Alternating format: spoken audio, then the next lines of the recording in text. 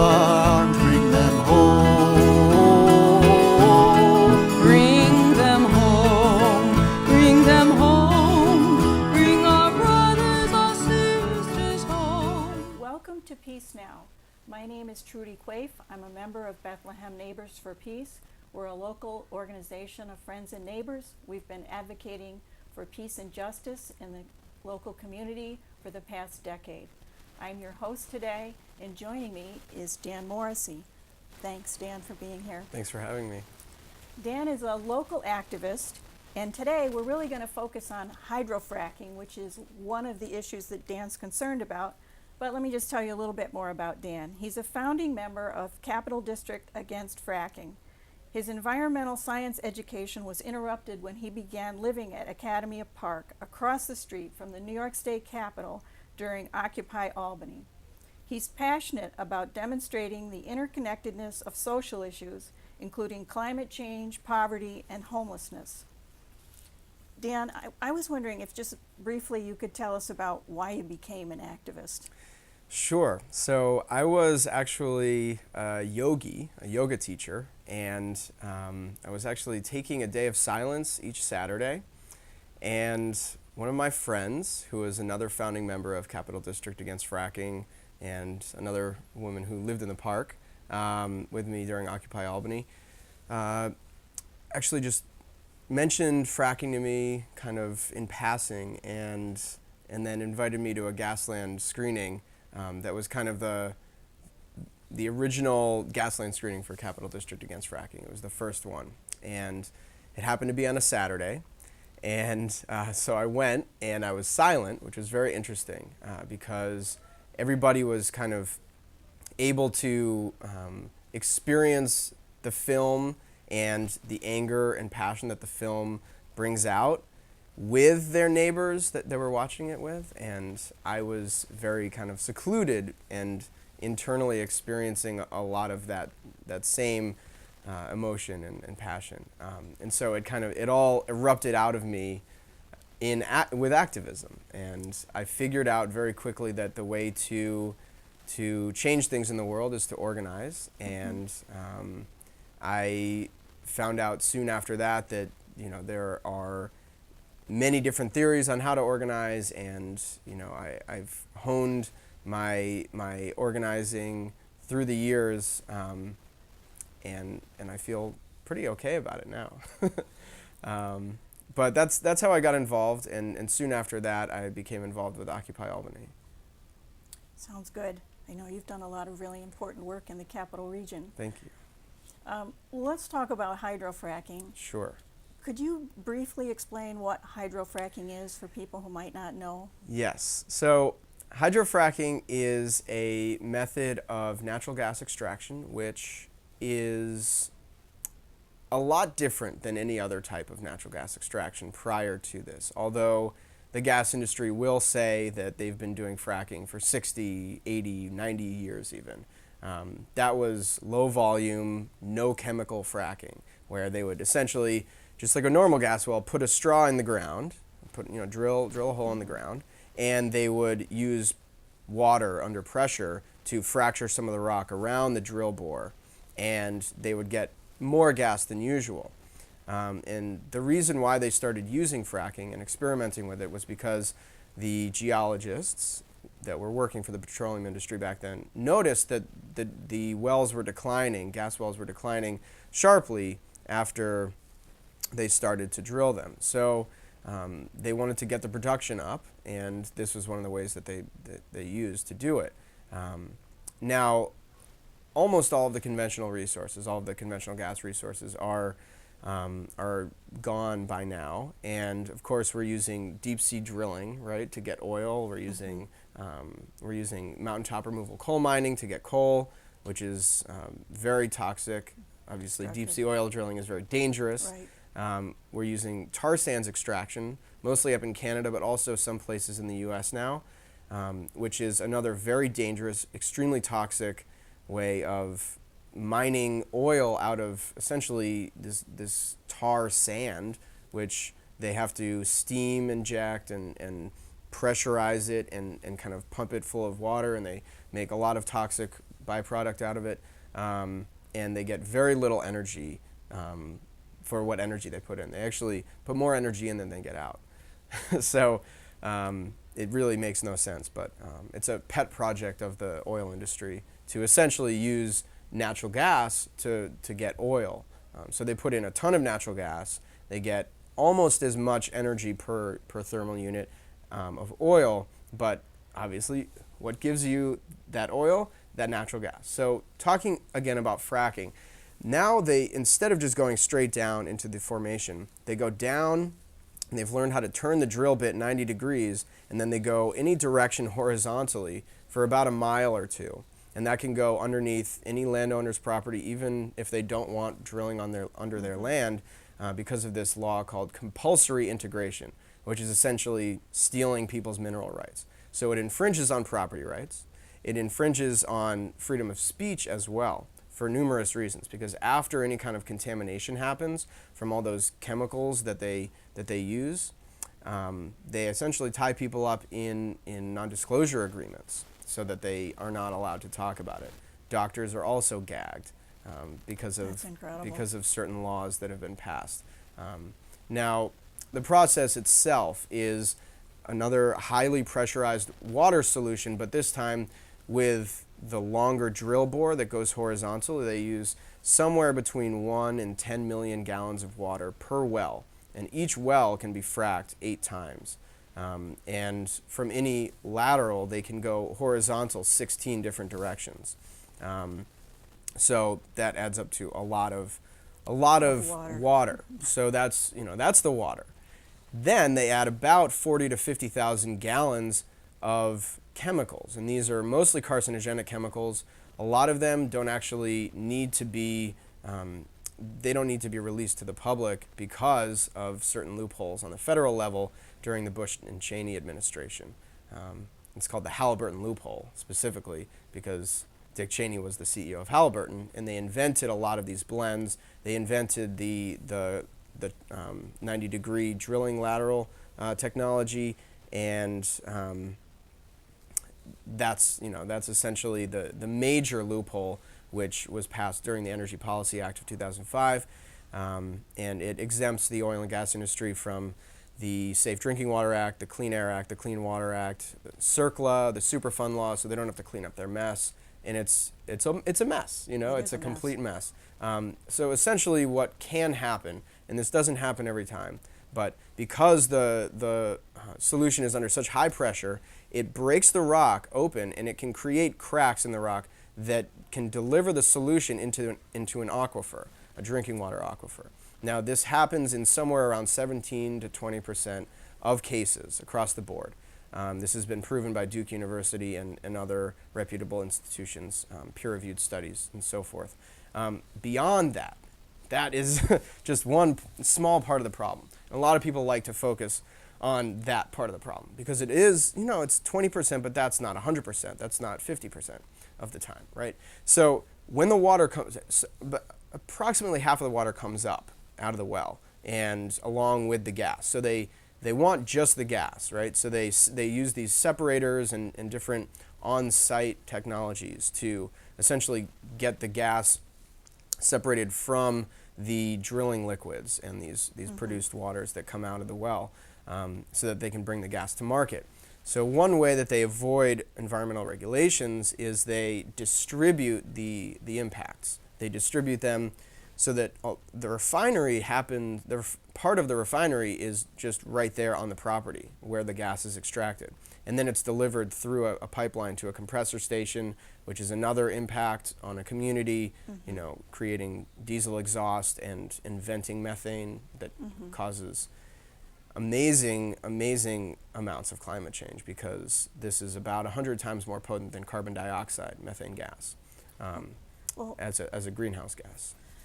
Why is New York State such a prime target for this hydrofracking? Why have we become the focus of this right now? We definitely are a focus of this debate, and unfortunately it is a debate. It's not just this cut and dried scientific argument which isn't honored. It's just that they're basically making New York a test case for how much influence the oil and gas industry can have on government. Now, we have a Democratic governor, Governor Cuomo, who took somewhere around $500,000 to $800,000 from the oil and gas industry. And it has also become a place where, you know, to get the gas from, let's say, Pennsylvania to New England, to the market in New England on the coast, they want to use New York as a pipeline state. So, but we're also on top of the Marcellus Shale. About half the state sits on top of the Marcellus Shale. So there are viable areas for gas production. And this is a place where, you know, we have a long history of resisting resource extraction. So it is probable that they will not win, but it's also highly unlikely. You know, I mean, it's possible that we could actually see this through and maybe get another moratorium. We have a de facto moratorium at this point, which is 5 years running, thank goodness. Just a few weeks ago we had the anniversary.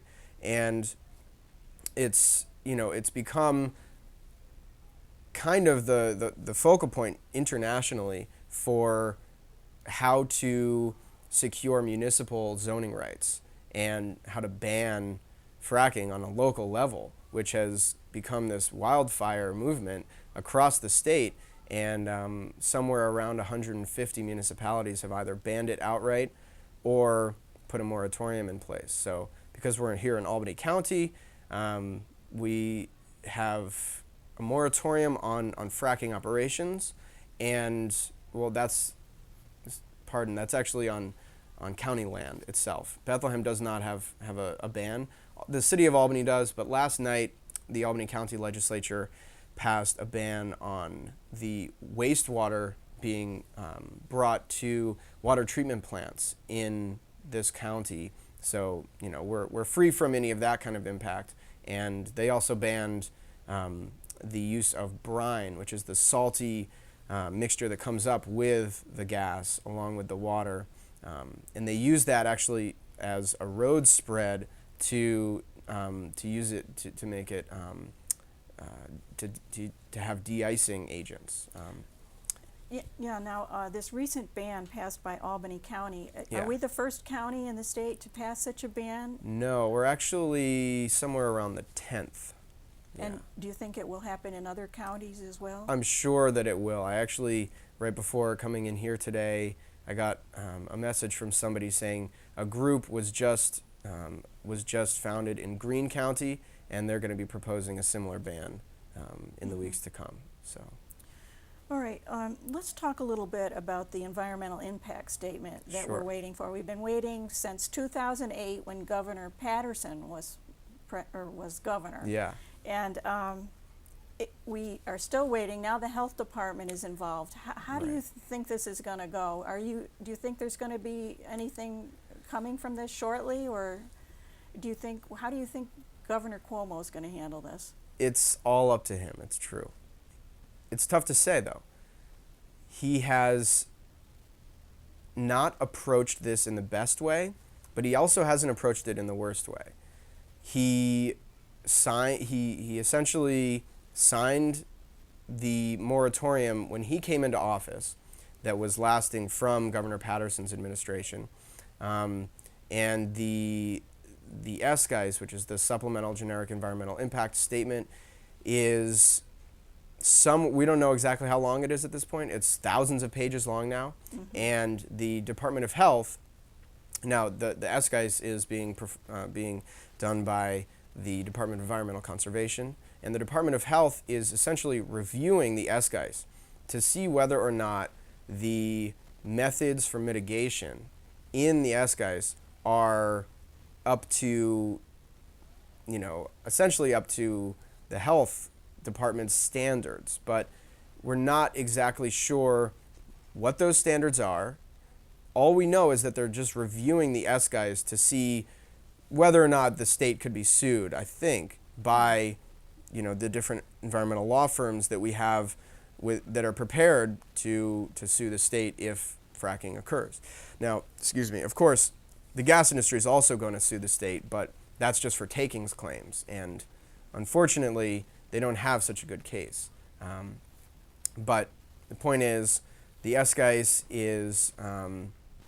is growing in size, and the mitigation in it is despicable. The mitigation proposed is just unfortunately laughable, and they don't mention radiation. They don't mention children. They don't mention cancer. It's really unfortunate to see that they are not looking at the actual issue that is the health problems that can come of this. And so, of course, Governor Cuomo, to kind of save his back, is allowing some time for the Department of Health to analyze this study. But they're not doing their own health impact study like he had said they would. He kind of changed his words and said that they were just going to review it, after first making the announcement saying they were going to do the most comprehensive health impact study in the country. And just to answer the full question, we don't know when it's going to come out. The first few weeks they were saying, it'll be a few weeks, it'll be a few weeks. And that happened for literally 2 months. And then eventually the commissioner of the Department of Environmental Conservation came out and said, the worst thing we did was put a timetable on this. We'll let you know when it'll be out. And then a month later, Governor Cuomo said, it'll be out in a few weeks. And it's been 6 weeks by now. So it's just, the whole process has been non-transparent, and which is totally against Governor Cuomo's insistence on open government that he ran on. And I wish that he would see the light and realize that this state could be literally an international leader in renewable energy. We have a proposal from Cornell University and Stanford University scientists proving that we could go 100% renewable by 2030, and it is well within the same cost boundaries. So that's the smart way to go. It really seems like the logical way to go, Yeah. doesn't it? Yeah. Unfortunately, the natural gas lobby is very strong, and they have many, many lobbyists in Albany, and they put out a considerable amount of misinformation. Just the other day I was watching a video that was promoting hydrofracking, and they make it seem like it's all clean energy, safe, affordable, it's the future. Now, could you talk a little bit about some locations like Pennsylvania and Colorado and Texas where they've already fracked and the kind of problems they've had? Absolutely. So a lot of the problems, the acute problems, are seen with nosebleeds, headaches, brain lesions, lung cancer, lung disease, silicosis, which is a fatal lung disease, and the longer term problems, of course, are contributing substantially to climate change. Longer term cancers, especially in young people, because they probably won't see these issues manifest until they're in their 20s or so. And then the economic burdens that are put on the taxpayers and the first responders, because there are just innumerable accidents that occur because of this at compressor stations, because somebody just barely got the gauge wrong. The thing just explodes because this is pressurized gas, and these are new workers, most of them who are working on the infrastructure specifically. The people who are doing the fracking are at amazing risk. I don't know the exact figure, but I know that it's at least double the fatality rate for injury and fatality rate for any other occupation, rather compared to any other occupation. So, and that's even beyond conventional drilling, beyond deep sea oil drilling. I mean, there are accidents in that area too, but this is far more dangerous.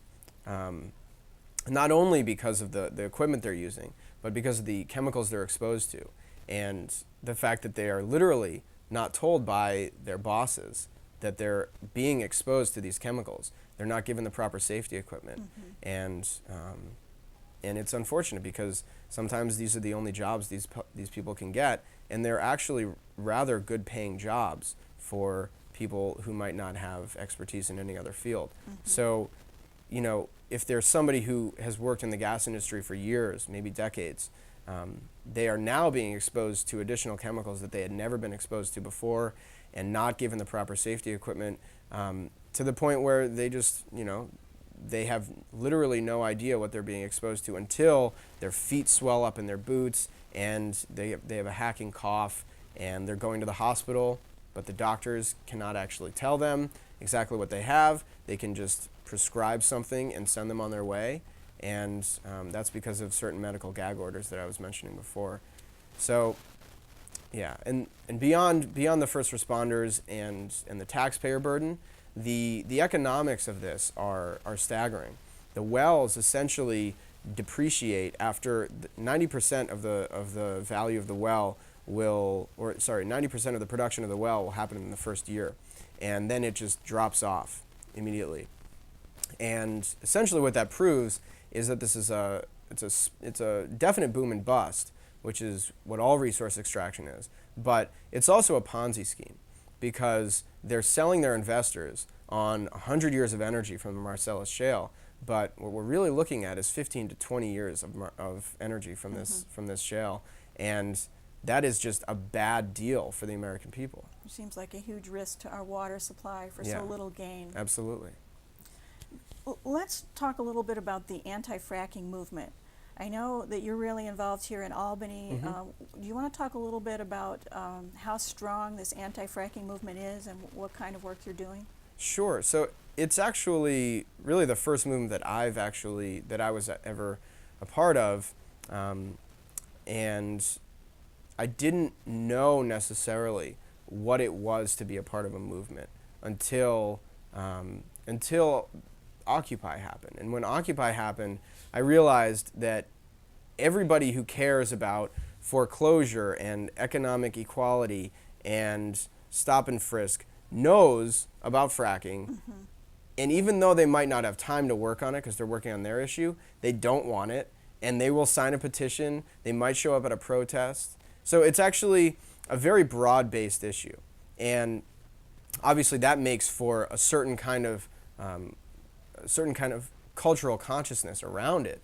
But the movement itself grew because of the local ban movement. In New York State, the movement grew really because citizens became concerned about this and decided to do petition drives around their communities and gathered signatures and contact information and started having, you know, meetings to lobby their town board, but then also to lobby their senators, their assembly people for the state, and their congressmen, you know, their congress people, their representatives, and of course the governor. So it basically grew out of this really, really grassroots idea to just ban fracking on a local level. And eventually everybody realized that they were all doing the same thing, and they, you know, they did pass tactics around and transfer information and all, but it grew very organically. And so eventually we started having regular protests, and some larger ones came to fruition, and then eventually a coalition became kind of a coalition coalesced to become the voice of the anti-fracking movement. And the film, Dear Governor Cuomo, details how the movement was launched, or how the campaign, New Yorkers Against Fracking, was launched. Okay, we've got less than 5 minutes. So we've got a couple of photos too, so maybe you talk a little bit about Sure. some specific events that happened recently that you were involved in. There's one photo that we have, you on the $1 Million Staircase. Would you want to say anything about that? Sure. So last winter, 2012 to 2013 winter, we were very nervous that Governor Cuomo was going to begin permitting fracking. He was dangerously close to it. And we organized a lot of the big greens, meaning the Sierra Club, 350.org, and the National Resources Defense Council, and a lot of these large, environmental advocates. And we got them all together to say not one well. So some of these groups are not willing to advocate for a ban, an outright ban, but they are willing to say, no, we will not allow you to permit even one well, which is essentially the same thing. But in, in a political atmosphere such as New York State, and when funding is an issue for organizations, they have to maintain specific policies, right? So we all got together, and this was far larger than New Yorkers Against Fracking, because New Yorkers Against Fracking is advocating for an outright ban. And we got a lot of the bigger Greens to come on board with NIAF to say not one well. And that was, we put it out in major New York Times ads, like full-page ads, in the Times-Union as well. And it was also kind of our chant for this time in this moment in history when Governor Cuomo was dangerously close to permitting somewhere between 15 and 30 wells in the southern tier. And he had just said that the Department of Health was going to do a health impact study. So they were going to do this study, and they hadn't announced what it was going to be yet. And the joint budget hearings for the legislature were coming up. So we knew where the Commissioner of Health was going to be and where the DEC Commissioner was going to be. That's Dr. Nirav Shah for the DOH and Joe Martens for the DEC. We knew where they were going to be at these specific times, and so we organized somewhere around 100, 150 people for the health joint budget hearing, which was an amazing, amazing protest because we organized it in about 48 hours. And we got a lot of people dressed up either in scrubs and medical masks or as surgeons with stethoscopes. Like retired doctors showed up with their full gear. It was really an amazing, amazing day. And we got some airtime literally with the commissioner, Julia Walsh, the head of Frack Action, campaign director. And I pursued him through the concourse after the hearing, and she had about 10 minutes speaking to him, and I caught it on video. It's really an amazing thing. Then for the environment hearing, we literally packed the room with 500 people, and a lot of emotion was going through the room. But the most amazing thing was right after his testimony, and he was grilled by our allies in the legislature. But right after his testimony, before he left the room, we all started chanting, "Not one well." And we all walked out as he was doing that and followed him through the hallway. And then he escaped through some passageway. But then we marched to the $1 Million Staircase and had an amazing rally together. You're doing great work here, Dan Morrissey. It's Thank you. Such an honor to be able to interview you here today. We're down to the last minute. Okay. Could you just tell people how they can get in touch with you so Sure. that they can get involved and Yeah. work with you on this? Definitely. You can email antifrack@gmail.com. That's ANTIFRACK@gmail.com. And that is the local email list for Capital District Against Fracking. Okay. And that's the best way to get in touch with us. Otherwise, you can email Daniel@nyagainstfracking.org, and that's my personal email address. And join us in the fight. Okay. Well, thank you so much for being here today. Thank you for having me. Thank you all for joining us. Join us for future episodes where we'll be talking about how the endless wars have affected our local and national economy. We'll be talking more about drones. We'll be talking about the Guantanamo Bay prison. And I hope Dan will come back and talk with us about Occupy Albany and some of the other issues that he's working on. Sure Thank thing. you. Thank you.